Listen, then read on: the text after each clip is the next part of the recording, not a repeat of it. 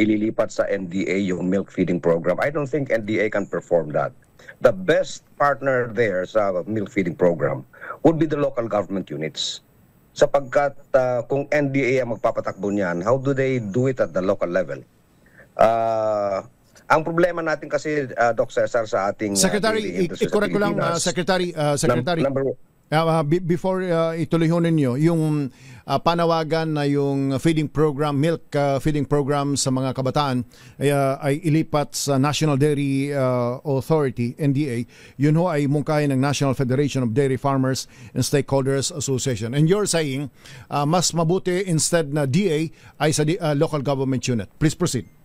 Oh yes, because kasi ang direct users naman ng ating dairy products would be the schools. Tingnan natin yung story ng Thailand. Why was Thailand successful in its dairy program?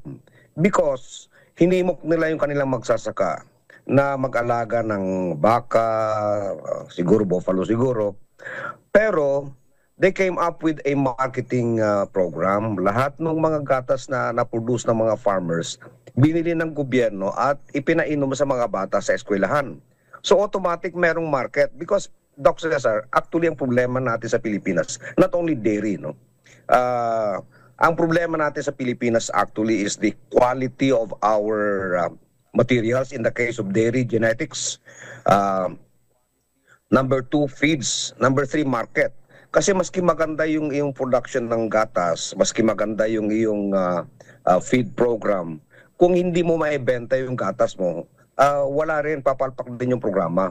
At the end of the day, it is the market actually which determines the success or failure of any program in agriculture. So ang kinakailangan natin gawin dito is i-review talaga natin yung ating dairy industry.